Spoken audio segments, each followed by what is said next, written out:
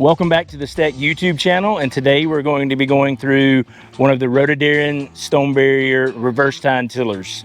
So what makes this machine fairly unique and not your normal agricultural tiller like you would think about is it is reverse tine.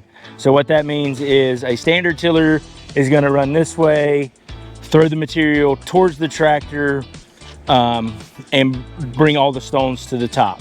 This one's different because the rotor spins in this direction, and so what that does is, yes, it still brings all the stones to the top, but what happens first is you dig a small hole with your rotor, and then all of your material comes through these screening tines, fingers, and so what happens is sticks, larger clumps of sod, grass, stones, things of that nature hit that, while your loose material, your soil, your dirt comes through the screen and passes to the back. And then what happens with all those pieces that hit and don't make it through, they fall into that hole that you have dug with your tiller. As you're moving forward, it's coming to the back, going there, and then it is covered up by the soil that is thrown through the or passes through the screens and comes to here where you have the leveling bar that is going to bring all that material, give you a smooth surface, bring it back over, pass through one more time by your mesh roller here,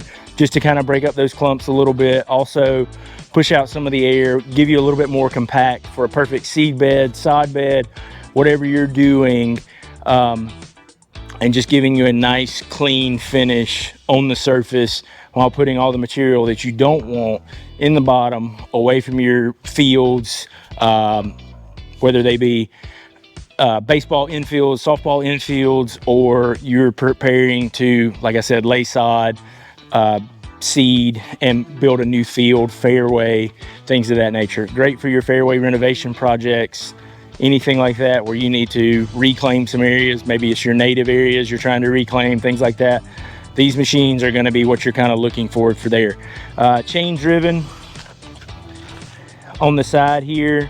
It's in an oil bath, and so what that means is oil is kind of in the bottom half, and as it's going through and spinning, that chain's getting covered and greased as it's moving.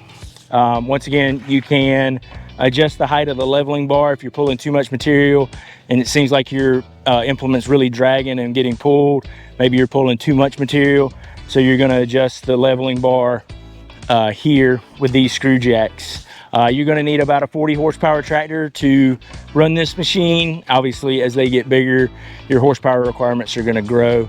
And once again, you're going to need a hydrostatic transmission or a tractor with a manual and creep gear transmission to move this machine, because forward operating speed is about 0.5 miles an hour. All right, once again, we have the Rotadairon Stoneburier. This is the RD130.